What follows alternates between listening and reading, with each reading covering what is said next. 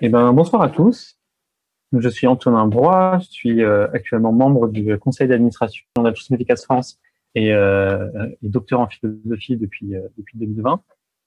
Et je vais vous parler de morale dans cette présentation intitulée «Comment les sciences expliquent-elles la morale?». Alors, pour les personnes qui l'ont remarqué, donc j'ai modifié mon titre de «La science peut-elle expliquer la morale?» à «Comment les sciences expliquent-elles la morale?», parce que pour moi, il faisait aucun doute que la réponse était positive. Donc, en fait, l'ensemble de la présentation va être plutôt une démonstration par l'exemple de comment est-ce que les sciences expliquent effectivement la morale. Et ça sera surtout basé sur des recherches récentes, surtout de psychologie morale.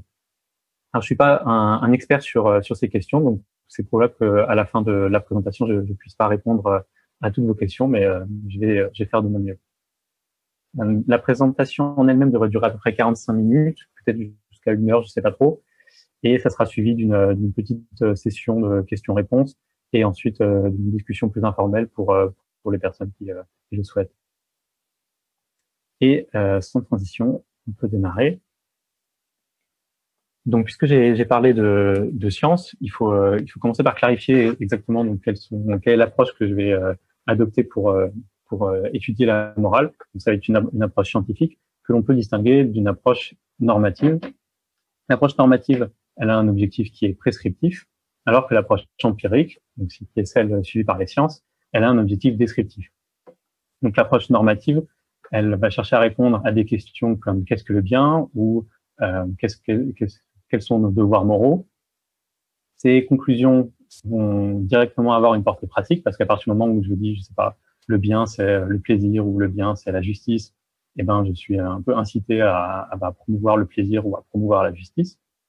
Et c'est l'approche qui est massivement adoptée par la philosophie morale, donc par les philosophes qui font de l'éthique. Donc, si vous avez entendu parler ou si vous êtes familier avec les théories utilitaristes ou déontologistes de la morale, eh ben, ces théories-là, ce sont des théories qui suivent l'approche normative. Et moi, ce que je vais faire dans cette présentation, c'est pas du tout ça. C'est prendre l'option alternative, l'approche empirique, qui, elle, va chercher à répondre à des questions comme qu'est-ce qui explique le développement d'attitudes morales chez les enfants, qui va considérer la morale comme un objet d'étude scientifique comme un autre. Donc, je sais pas si vous prenez, par exemple, la politesse, les normes de politesse, ce sont des normes qui existent dans certaines sociétés humaines, dans certains groupes humains, et ce sont des normes qu'on peut étudier. On peut étudier qui juge qu'il est poli ou qu'il est mal poli de ne pas dire bonjour ou de ne pas dire merci. On peut voir historiquement comment ça s'est développé, etc.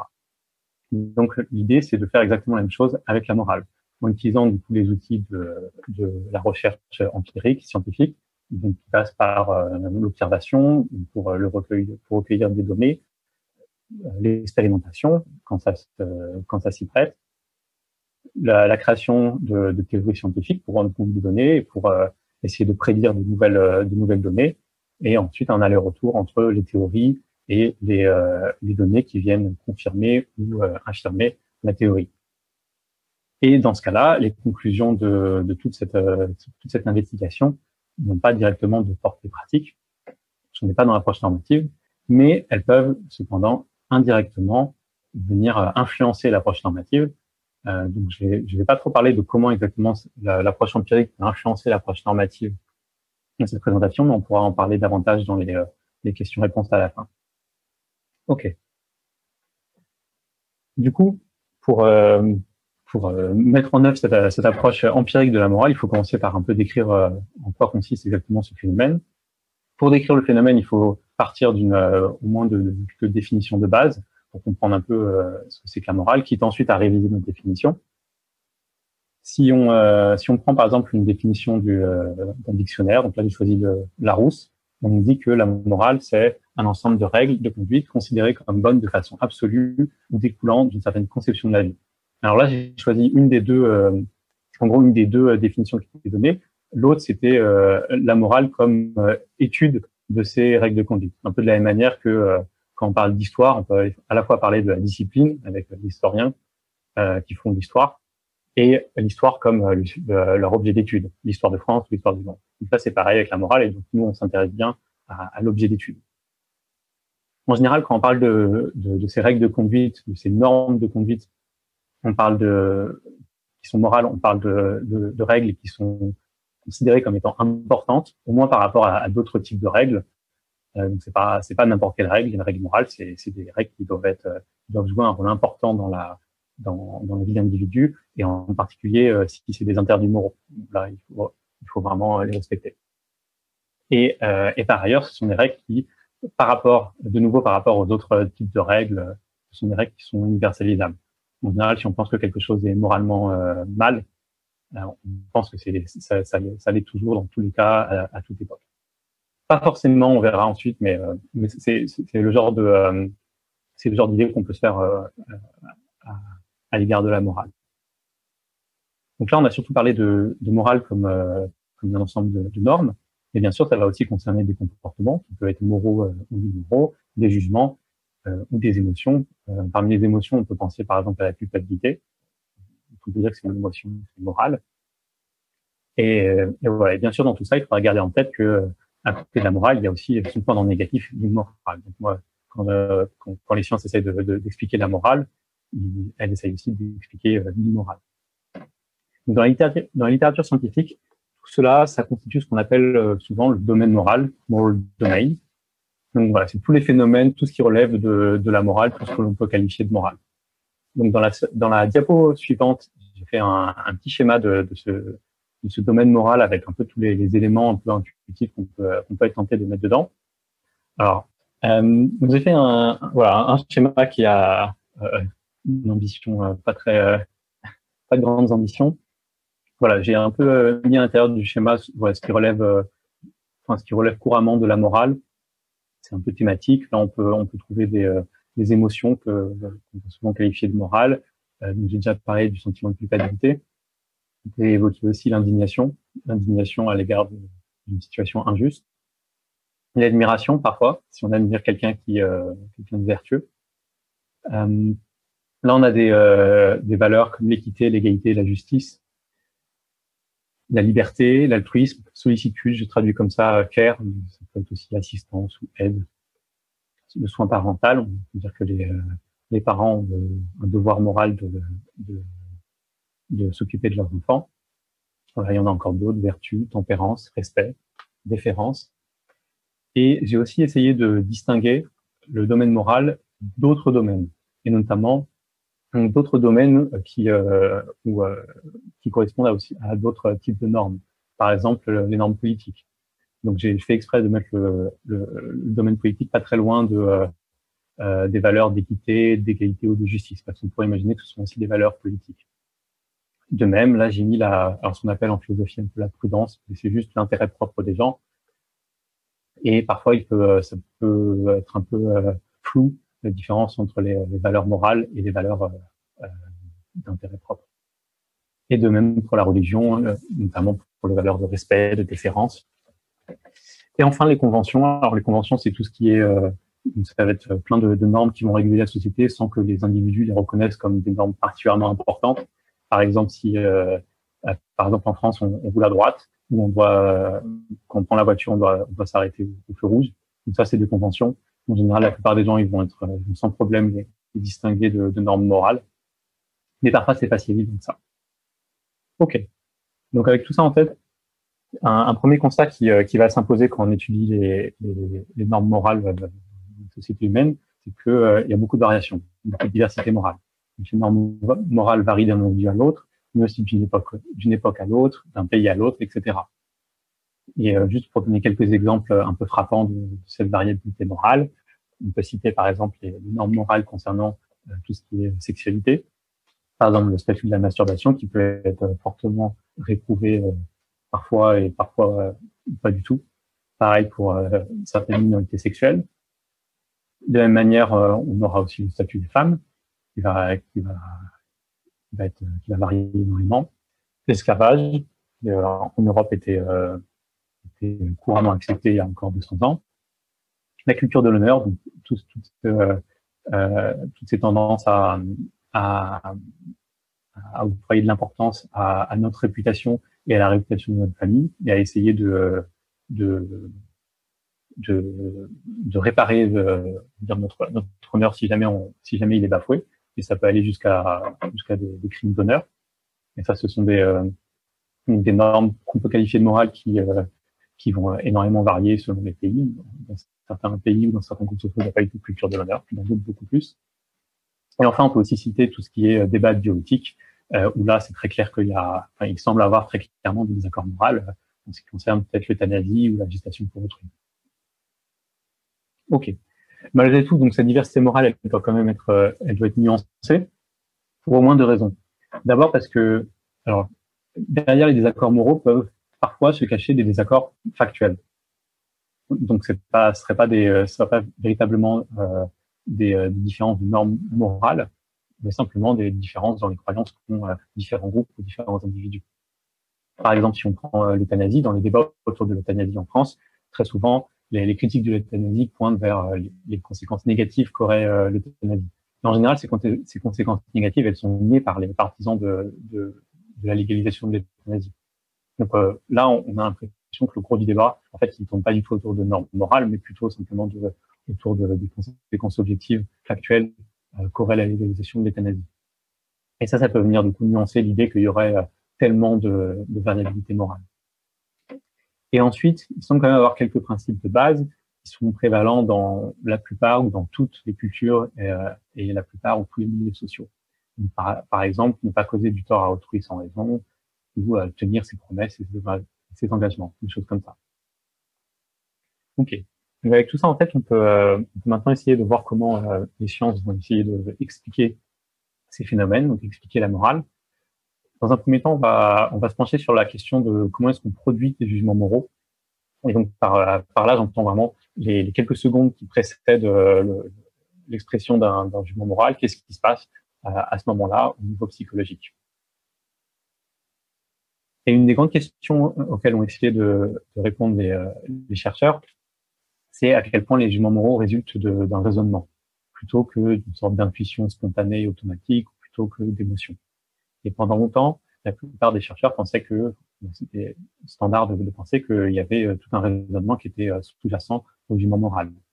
Et c'est notamment le cas de Kohlberg, qui, avec sa théorie du développement moral, propose que les enfants passent par une série de stades de développement moral, où chaque stade est caractérisé par une certaine manière de considérer les règles morales. Donc au tout début, quand l'enfant est encore très jeune, les règles morales sont considérées comme simplement des règles absolues, qu'on ne peut absolument pas remettre en question, elles sont fixées dans l'éternité. Et progressivement, ce statut va changer. Donc à un moment, ça va être des règles que l'enfant considère comme étant fixées par le groupe social dans lequel il se situe. Mais le groupe social, il faut assurer son bon fonctionnement, donc il faut absolument respecter ces règles fixées par son groupe. Et progressivement, ça va se diriger vers l'acceptation des règles morales comme des règles universelles et qui peuvent aussi potentiellement entrer en conflit avec les règles acceptées par la société dans laquelle se trouve l'individu. Donc il y aura une série d'étapes comme ça où les enfants passeraient chaque étape progressivement. Et dans ce cas-là, voilà, l'idée c'est vraiment que le jugement moral c'est issu d'un raisonnement. Donc là il y a une citation de Kohlberg qui dit à peu près ça. En s'opposant du coup à l'idée qu'il y aurait des forces affectives, des émotions en jeu. Il nous dit que les forces affectives sont impliquées dans les décisions morales, mais l'affect n'est ni moral ni immoral. Les mécanismes par lesquels le jugement moral est canalisé, eux-mêmes sont cognitifs. Donc ça fait plutôt appel au raisonnement. Okay. Cette même idée, elle est encore conservée pendant assez longtemps, même parmi les critiques de Kohlberg. Parmi ces critiques, on trouve Turiel, qui a critiqué l'idée qu'il y avait une série de stades de développement successifs de la morale. Lui, il pense plutôt que la morale, ce qu'il appelle, c'est lui qui a surtout utilisé ce terme de domaine moral. Il considère que cette compréhension du domaine moral par les enfants, elle va se développer de manière continue. Donc au début, elle est très très crue et progressivement, elle va se sophistiquer. Et ce, parallèlement donc à la maîtrise du domaine conventionnel. Donc selon Turiel, les enfants assez tôt font une distinction entre ce qui relève du conventionnel et qui va dépendre d'une certaine autorité et ce qui relève du moral. il a fait des entretiens avec des jeunes enfants pour vérifier ça. Et du coup, selon lui, ce sont encore des raisonnements que font les individus avant d'émettre leur jugement. Et voilà ce qu'il nous dit à propos donc, des jugements moraux des enfants. À partir d'âge relativement jeune, 4 à 6 ans, les enfants forment des configurations complexes de jugement à propos de bien-être, de justice, de droit, qui diffèrent de leur jugement portant sur d'autres aspects des interactions sociales. Donc, on retrouve cette idée. Et beaucoup plus récemment, toute cette idée que le raisonnement est clé dans le jugement moral, elle a été remise en question à partir des années 90. Et notamment en 2001, Jonathan Haidt a proposé sa théorie qu'il appelle l'intuitionnisme social, selon laquelle les jugements moraux sont basés sur des intuitions automatiques associées à une réaction émotionnelle que les individus peuvent ensuite rationaliser. Donc c'est la rationalisation un peu a posteriori, et ça va servir notamment à persuader d'autres personnes. Et pour justifier un peu cette idée qu'il y a beaucoup de processus automatiques qui sont en jeu dans les jugements, Haidt s'appuie notamment sur ce qu'il appelle le moral dumbfounding, donc on peut appeler la confusion morale, le fait que dans certaines circonstances, pour certains jugements moraux, les individus, en fait, ils n'arrivent pas véritablement à justifier leurs jugements moraux. Ils expriment leur jugement, et ensuite, après, quand on creuse un peu, quand on leur pose des questions sur pourquoi ils ont jugé ça, ils n'arrivent pas du tout à répondre de manière satisfaisante. Et à la fin, ils avouent qu'en fait, ils n'ont pas vraiment de raison. Alors même qu'ils ont quand même un avis très fort. Leur jugement, il est assez assuré. Et donc là, c'est un des exemples de scénarios qui donnent lieu à de la confusion morale que Haidt avait proposé à des sujets lors d'une expérience. Donc, je vais vous lire traduire en même temps le petit scénario proposé. Donc, Jennifer travaille dans un laboratoire de pathologie d'une école de médecine en tant qu'assistante de recherche. Le laboratoire prépare des cadavres humains qui sont utilisés pour enseigner l'anatomie à des étudiants en médecine. Les cadavres viennent de gens qui ont donné leur corps à la science pour la recherche. Une nuit, Jennifer quitte le laboratoire et voit un corps qui est sur le point d'être jeté le lendemain. Jennifer est végétarienne pour des raisons morales. Elle pense qu'il est mal de tuer des animaux pour leur nourriture. Mais quand elle voit le corps sur le point d'être incinéré, elle pense qu'il est tout à fait irrationnel de gâcher de la viande parfaitement comestible. Donc elle coupe un morceau de chair, l'emmène chez elle et la cuisine. La personne était morte récemment d'une attaque cardiaque et elle a cuit la viande de manière assez longue, de telle manière qu'il n'y avait aucun risque de maladie. Est-ce qu'il y a quoi que ce soit de mal avec ce que Jennifer a fait? Et donc, on présente ce scénario au sujet, et il y a une partie assez importante de ces sujets qui ont une réaction émotionnelle assez forte, qui émettent un jugement moral, une réprobation morale sur cette base-là, mais ensuite qui ont beaucoup de mal à justifier leur opinion. Donc, plus généralement, voilà le modèle que propose Haidt dans son article. Donc, ça reprend vraiment les éléments que j'ai déjà mentionnés. Il y a une situation qui déclenche le jugement moral. Donc, tout à l'heure, c'était le scénario avec Jennifer. Ces situations, elles déclenchent d'abord une intuition morale de la part du sujet, et ensuite donnent lieu à un jugement, qui ensuite, et seulement dans un second temps, va donner lieu à un raisonnement pour justifier le jugement. Et dans ce modèle interviennent aussi d'autres personnes. Là, on avait le sujet A, là, on a le sujet B. C'est pour ça qu'on parle d'intuitionnisme social. C'est l'idée que les sujets vont s'influencer mutuellement. L'intuition de B, elle va être influencée à la fois par le jugement de A, donc directement, simplement un peu par mimétisme social, mais aussi par les raisons que va donner A pour justifier son jugement.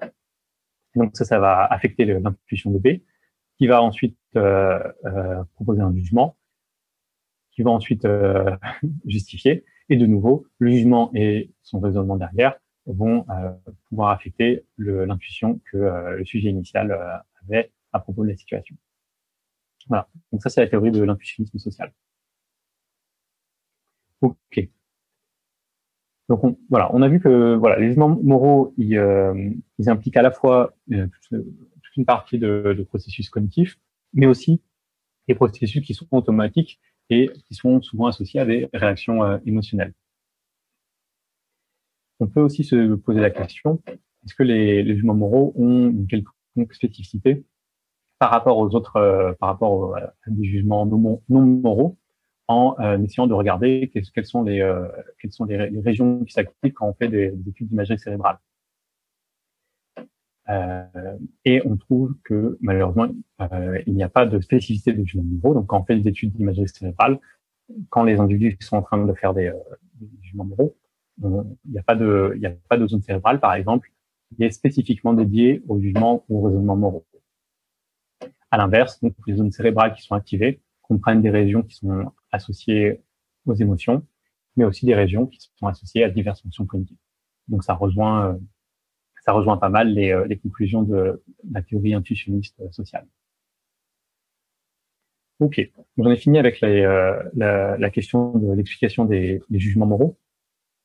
Et je vais maintenant passer à une deuxième question, qui est la question de savoir est-ce que la morale relève de la nature ou de la culture. Alors c'est une question qui est d'emblée un peu caricaturale, on va le voir tout de suite. Donc l'idée, ça va surtout être d'aller au-delà et pour trouver une position un peu plus nuancée. Pour commencer, du coup, je vais proposer deux positions un peu caricaturales correspondant à ces deux extrêmes. D'un côté, on aurait la position culturaliste, la position culturaliste extrême, selon laquelle les normes sociales sont complètement déterminées par notre socialisation au sein d'un groupe social spécifique. Et de l'autre côté, la position naturaliste extrême, selon laquelle les individus sont complètement précablés pour adhérer à certaines normes morales via éventuellement un organe spécifique qui serait entièrement dédié au jugement moral, une sorte de sixième sens moral, pour ainsi dire. Donc, comme souvent, le compromis est possible et comme souvent, il est aussi désirable. On sait que, de manière générale, de nombreux traits humains sont influencés à la fois par des facteurs environnementaux, notamment sociaux, et génétiques, et même une capacité générale qui serait précablée génétiquement peut ensuite prendre plusieurs formes selon l'environnement. Ça arrive souvent, et c'est notamment le cas du langage. On sait que les êtres humains, ils ont ils sont préparés au niveau génétique et dès la naissance à pouvoir apprendre des langues. Donc c'est une capacité qui est générale, mais ensuite il va prendre des formes très différentes en fonction des langues spécifiques qui seront inculquées à l'enfant. Et on aura ainsi l'impression d'une diversité linguistique, alors même qu'à la base, il y a une seule capacité linguistique que partagent tous les êtres humains. Donc, en ce qui concerne la morale, comment est-ce qu'on peut arriver à un tel compromis? D'abord, en ce qui concerne la position naturaliste extrême, on a fait déjà le constat de la grande diversité morale qui existe. On a aussi vu que les résultats neuroscientifiques montrent qu'il n'y a pas de spécificité de jugement moral au niveau neurobiologique. En particulier, il y a pas d'organe dans notre cerveau qui serait exclusivement consacré au jugement moral. Donc, ça invalide d'emblée la position naturaliste extrême. Donc, ce qu'il faut faire, c'est au moins modérer cette position en abandonnant l'idée d'un organe dédié et en distinguant peut-être des principes directeurs transmis par le sens moral malgré la diversité morale observée. Donc, l'idée, ça serait qu'effectivement, il y a des normes morales qui sont très, très variées, mais peut-être que, c'est déjà ce qu'on avait dit tout à l'heure, peut-être qu'il y a quand même certains principes de base, des principes directeurs qu'on retrouve suffisamment souvent pour qu'ils soient peut-être directement associés à l'activité de ce sens moral. Et du côté de la position culturaliste extrême, là, on avait déjà vu que avec Curiel et Kohlberg, donc tous les deux avaient fait des études sur les attitudes morales des enfants, et ça vient au moins partiellement à valider la position culturaliste extrême, c'est-à-dire qu'on observe qu'il y a des situations morales auxquelles les individus, même quand ils sont jeunes, même quand ils sont enfants, réagissent déjà. En plus de ces résultats, donc on peut évoquer tout plein d'autres travaux que je vais faire maintenant, que je vais mentionner maintenant, sur les attitudes morales des enfants. Et tous ces travaux montrent à quel point les attitudes morales des enfants sont présentes très très très tôt, d'une telle manière que on peut douter que ces attitudes morales soient directement inculquées via le milieu social. Ça semble davantage ressembler à une sorte de pré-câblage psychologique que simplement à un apprentissage social de ces normes. Donc voilà le petit texte un petit texte qui résume les trouvailles dans ce domaine-là. Dès la fin de leurs premières années, les nourrissons reconnaissent que les agents qui sont capables de faire preuve d'intention peuvent travailler ensemble pour atteindre un but commun, que l'expérience d'être aidé et d'être empêché, entravé, va influencer les préférences sociales d'un agent, et que les actions valence match, donc les actions qui sont bonnes ou mauvaises, sont plus similaires entre elles que les actions qui partagent seulement des caractéristiques physiques. Par exemple, entre aider et caresser, pour les enfants, il y a plus de points communs que entre. Ça forme une seule catégorie qui serait opposée à la catégorie qui regrouperait les actions qui bloquent, qui empêchent, et les actions de frapper. Donc correspondant respectivement en positif et en négatif, moralement positif ou moralement négatif. Et au cours de la deuxième année, les enfants attendent des individus qui traitent les autres de manière équitable, en divisant les ressources également entre les différents bénéficiaires, dans la mesure où ces individus sont également méritants. Pris ensemble, ces résultats suggèrent que les enfants peuvent interpréter les comportements moralement pertinents des autres. Donc, ce qui est assez spectaculaire dans tous ces résultats, c'est à quel point toutes ces attitudes morales, on peut les trouver tôt dans le développement des enfants.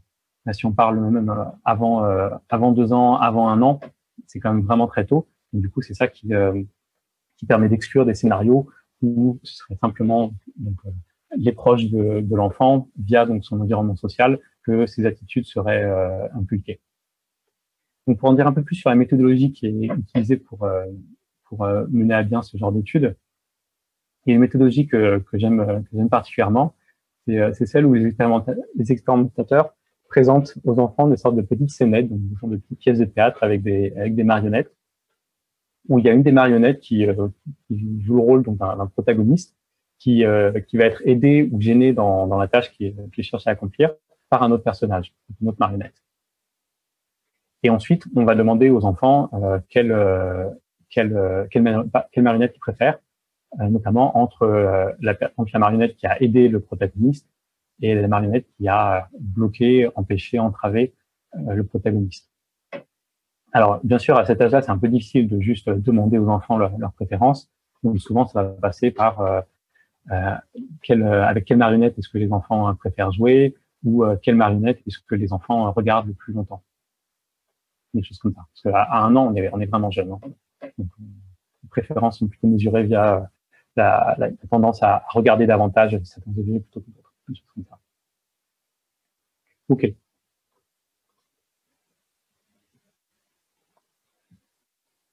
Donc, ça suggère qu'il y a des dispositions psychologiques morales présentes très très tôt dans le développement des enfants.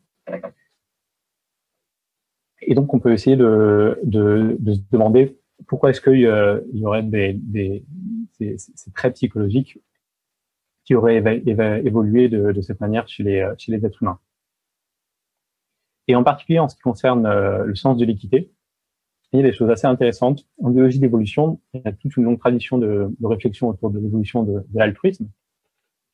Et un type particulier d'altruisme, c'est ce qu'on appelle l'altruisme réciproque, qui est assez intéressant parce que ça se rapproche un peu d'une sorte de coopération où la notion d'équité va entrer en jeu. Pourquoi? Parce que l'altruisme réciproque, ça correspond à un acte altruiste, mais qui va être compensé à long terme par un autre acte altruiste. Donc, en gros, je fais une bonne action en ta faveur, et dans 1 an, c'est toi qui vas faire une bonne action en ma faveur. Ça, c'est intéressant parce que ça requiert que il y ait une sorte de coopération entre les deux individus qui vont s'aider mutuellement. Et ça va pouvoir expliquer le développement au cours de l'évolution de l'être humain d'un sens de l'équité. En tout cas, c'est ce que dit la théorie mutualiste, qui est défendue par Baumard, André et Sperber, des chercheurs français, qui expliquent que la moralité, du moins qui font l'hypothèse que la moralité, c'est une adaptation à un environnement dans lequel les individus sont en compétition pour être choisis et recrutés dans des interactions coopératives qui sont mutuellement avantageuses. Et dans ces circonstances-là, la meilleure stratégie se révèle être la stratégie qui traite les autres avec impartialité et qui partage les coûts et les bénéfices de la coopération de manière égale. Donc, ça veut dire que la meilleure stratégie, d'un point de vue évolutionnaire, ce serait la stratégie qui est équitable. Donc, les individus qui auraient un avantage adaptatif seraient ceux qui ont ce sens de l'équité. Et donc, ça expliquerait pourquoi ce sens de l'équité s'est propagé dans toute la population humaine, quasi toute, et que on soit maintenant tous dotés de ce sens de l'équité quasiment dès la naissance. Alors cette théorie-là, ou plutôt une variante de cette théorie-là, elle est défendue par Stéphane Lebov, que vous connaissez peut-être, parce qu'il a un YouTuber qui a une chaîne qui s'appelle Homo Fabulus, et qui a aussi récemment publié un livre qui défend cette théorie, ou du moins qui présente cette théorie un peu de manière vulgarisée. Ok. Donc une autre distinction assez importante à faire pour un peu explorer les différentes théories de la morale, c'est celle entre monisme et pluralisme. Alors monisme, c'est vraiment tout bête, c'est mono, donc c'est-à-dire seul. Et une théorie est moniste, une théorie morale est moniste si elle assimile le domaine moral à un seul élément. Et en fait, la théorie mutualiste qu'on vient de voir, c'est exactement ce qu'elle fait. Elle assimile toute la morale au sens de l'équité. Une autre théorie moniste, ça serait celle défendue par des auteurs récemment en 2012, qui eux cherchent à réduire tout le domaine moral. Ils vont rendre compte de l'ensemble de nos jugements moraux en termes de préjudice, de harm qu'un agent porte à un patient moral. Et à l'inverse, on peut être pluraliste. Donc les pluralistes, ils vont plutôt assimiler le domaine moral à plusieurs éléments plutôt qu'un seul. Et on a vu que le domaine moral était assez hétérogène. Donc ça semble vraiment être une raison de penser que c'est assez intéressant d'être pluraliste. Et de fait, la théorie la plus dominante actuellement en psychologie morale, elle est pluraliste. C'est la théorie des fondements moraux. Et selon cette théorie, il y aurait 5 fondements moraux, au moins 5. Donc le nombre est un peu controversé et il y a des propositions pour en ajouter d'autres. C'est une théorie qui reprend la théorie intuitionniste sociale qu'on avait vue précédemment. Donc ça veut dire que selon cette théorie, les jugements moraux sont issus d'intuitions automatiques, basées sur des émotions, que les individus peuvent ensuite rationaliser. Et enfin, elle conçoit les éléments de la morale comme étant influencés à la fois par des facteurs évolutionnaires et culturels. Donc, il y a vraiment une volonté de conciliation. Donc, pour voir ça un peu plus en détail, voilà un tableau qui récapitule tout ça. Donc, là, chaque colonne, ça correspond à une fondation, donc un des éléments du domaine moral distinct. Donc, là, on va avoir l'aide, l'assistance, ou tout ce qui relève de l'aide ou de l'assistance ou du tort qu'on cause à autrui.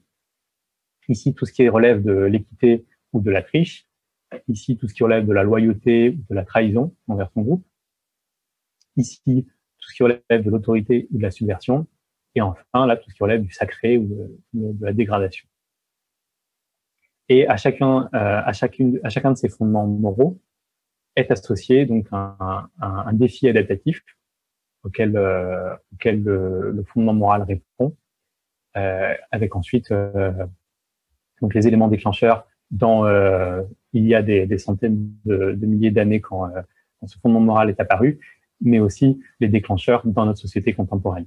Donc par exemple pour le fondement loyauté trahison, le défi adaptatif auquel ce fondement moral répondait au début, c'était le défi de réussir à former des coalitions qui soient cohérentes, donc entre individus dans un petit groupe humain. Et donc ce qui déclenchait le genre de jugements moraux correspondant, c'était des menaces ou des défis qui étaient portés au groupe d'appartenance. Mais de nos jours, ça s'est aussi largement élargi et ça serait ce qui est sous-jacent aux supporters qui soutiennent des équipes de sport ou des nations, par exemple. À chacun de ces fondements moraux, on peut aussi associer une émotion caractéristique ou des émotions caractéristiques. Donc là, par exemple, ça serait la fierté de groupe ou la colère à l'égard des traîtres. Et par exemple, pour le care harm, ce fondement moral, ça serait plutôt la compassion, mais aussi la colère à l'égard de la personne qui a causé du tort à autrui. Et ce qui est intéressant, c'est que on retrouve aussi des vertus qui correspondent un peu ordinairement à chacun de ces fondements moraux. Par exemple, la loyauté, le patriotisme ou le sacrifice de soi-même. Ok, donc on pourra regarder plus en détail ces fondements moraux dans la discussion. Mais avant de conclure, je voulais revenir sur la question sur des questions concernant le domaine moral, les frontières de ce domaine moral dont on a parlé, et qui regroupe juste tout ce qui a trait à la morale. Parce qu'il y a deux questionnements qu'on peut avoir à propos de la morale. On peut d'abord s'intéresser un peu à tout ce qui relève de la morale, donc tout ce qu'on a mis dans le domaine moral, comme par exemple les normes d'équité ou le sentiment de culpabilité, etc. Et on peut essayer de les décrire et les expliquer. Donc c'est surtout ce qu'on a essayé de faire jusqu'à maintenant. Et c'est ce que fait la théorie des fondements moraux pour chaque fondement moral. Là, on essaie d'expliquer quel était le défi adaptatif auquel il a répondu, etc.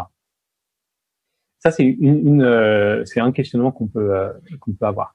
Un deuxième questionnement, c'est de s'interroger sur la catégorie morale elle-même, donc sur l'existence et les frontières de ce domaine moral par rapport aux autres domaines. On en a déjà un peu parlé, et c'est un questionnement qui est particulièrement intéressant quand on endosse une théorie pluraliste. Pourquoi? Parce que si on est moniste, si on pense qu'en fait tout le domaine moral, ça se réduit simplement à des considérations d'équité, c'est très simple de comprendre qu'est-ce qu'il y a en commun dans le domaine moral. Tout relève d'équité. Maintenant, si on est pluraliste, si on pense que dans le domaine moral, on trouve toutes ces fondements-là qui sont assez différents, on peut se demander, mais quel point commun à tous ces fondements qui méritent, qui fait qu'on les appelle des fondements moraux. Donc c'est à cette question-là que j'aimerais maintenant essayer de répondre. On avait déjà un peu contribué à répondre à cette question en voyant Turiel, parce qu'on avait dit que Turiel, il avait interrogé des enfants sur leur compréhension de certaines normes, et il s'est aperçu que les enfants faisaient souvent déjà des distinctions entre des normes qui dépendaient de l'autorité, qui dépendaient d'une certaine autorité, et des normes qui n'en dépendaient pas. Et c'est ces normes-là qui seraient les normes morales. Alors malheureusement, le problème, c'est que c'est pas si évident que ça, et on se rend compte que les frontières du domaine moral, elles sont extrêmement floues, et elles varient considérablement en fonction des individus et des groupes. Donc c'est ça que je vais montrer maintenant, en m'appuyant sur un article assez vieux, mais très très très très intéressant, de 93, donc qui consiste en donc c'est une étude de plusieurs groupes pris aux États-Unis et au Brésil, et de comment est-ce qu'ils répondent et de leurs jugements moraux, notamment de leurs jugements moraux quand on leur présente tout plein de petits scénarios, un peu comme le scénario de Jennifer Cannibal. Là, on a plein de scénarios qui sont un peu contre-intuitifs, et à chaque fois, on va leur poser tout plein de questions sur est-ce que vous réprouvez moralement ce qu'a fait la personne dans ce scénario-là? Est-ce que ça vous a choqué? Voilà, on va leur poser tout plein de questions. Et c'est assez intéressant parce que ça permet de voir de quelle manière nos jugements moraux vont varier selon notre groupe social. Donc une des questions qui était posée, c'était est-ce que la personne dans le scénario en question doit être stoppée ou punie? Un de ces scénarios, donc celui sur lequel on va se focaliser, c'est le chicken. Donc là, en fait, le scénario, ça consiste en un individu qui achète un poulet chez le boucher, donc un poulet qui est mort. et il le ramène chez lui. Là, il a un rapport sexuel avec le poulet mort. Ensuite, il le cuit et ensuite, il le mange. Et c'est suite à ça qu'on demande aux gens qu'est-ce que vous en pensez.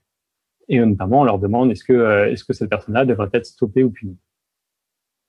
Donc, les différents groupes qu'on a là, donc on a des États-Uniens de Philadelphie et des Brésiliens, de Recife ou de Porto Alegre, donc 2 villes brésiliennes.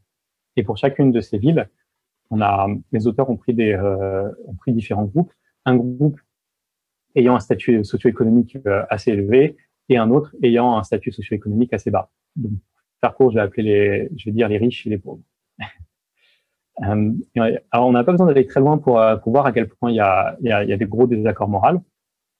En restant à Philadelphie, chez les personnes, le groupe riche, il y a 27% de ces gens-là qui ont affirmé que la personne qui a eu ce rapport sexuel avec un poulet devait être stoppée ou punie, et ce pourcentage monte à 80% pour les personnes qui sont personnes pauvres. Donc ça fait une différence assez énorme. Mais là, on reste toujours sur juste des désaccords moraux. Donc voilà, c'est juste on sait bien qu'il y a des désaccords moraux. J'ai parlé déjà des diversités morales, donc là c'est une illustration de plus. Mais les auteurs posaient une autre question qui est assez intéressante, ils posaient une question sur l'universalité de leur jugement. Et ça c'est intéressant parce qu'on a vu que le caractère universalisable, c'est un peu une sorte de marque distinctive peut-être des normes morales par rapport à d'autres normes. Donc la question spécifique qu'ils ont posée à leur sujet, elle est juste ici. C'est la suivante. Supposez que vous entendez parler de 2 pays étrangers différents. Dans le pays A, les gens agissent de cette manière, de manière très courante, et dans le pays B, ils ne le font jamais. Est-ce que chacune de ces coutumes est acceptable, ou bien est-ce que l'une d'entre elles est mauvaise ou mal? Donc à chaque fois, la coutume en question, on parle de ce qui est décrit par le scénario. Donc dans le cas de Chicken, est-ce que ça serait une coutume acceptable ou pas? Et là aussi, et c'est là où c'est peut-être un peu plus surprenant, on se rend compte que les différents groupes universalisent très différemment leur jugement. Parmi le groupe riche à Philadelphie, seulement 23% universalisent leur jugement. Donc disent que oui, dans les 2 pays différents, et il y a forcément au moins un des 2 pays où ils ont tort, on va dire, où l'action est mauvaise. Mais ce taux, de nouveau, ça monte à 87% pour les moins riches. Et donc ça, c'est intéressant, ça veut dire que ce qui compte comme une norme universalisable et donc peut-être morale, ça va énormément varier selon les groupes sociaux. Donc ça vient encore jeter encore plus le doute sur un peu le caractère peut-être arbitraire de ce domaine moral. Et une théorie qui justement un peu rend compte de ce domaine moral comme étant un peu arbitraire, c'est ce qu'on appelle la vision historiciste du domaine moral, selon laquelle cette catégorie morale, ce serait rien de plus qu'une construction historique qui serait apparue dans les sociétés occidentales et peut-être qui serait valide surtout dans certains groupes sociaux. Et donc, ça implique que cette catégorie ne se retrouve pas dans toutes les sociétés humaines. Et c'est cohérent avec ce qu'on a trouvé, que ce qui est considéré comme relevant de la morale, ça va différer énormément selon les gens, les cultures, les pays, etc. Et ça explique aussi pourquoi les frontières du domaine moral peuvent paraître aussi floues. Et à partir du moment où on accepte ça, on peut alors s'interroger, ça ouvre vraiment tout un espace de réflexion nouveau. Quels sont les facteurs historiques, sociaux qui ont permis dans le passé l'existence et l'émergence de cette catégorie dans les sociétés occidentales. Alors, on peut se poser la question, peut-être la religion a joué un rôle, la religion monothéiste, peut-être l'individualisme, etc. Ok, et du coup, je vais m'arrêter là. Donc, en conclusion, j'ai un peu repris et condensé les principales découvertes autour de la morale.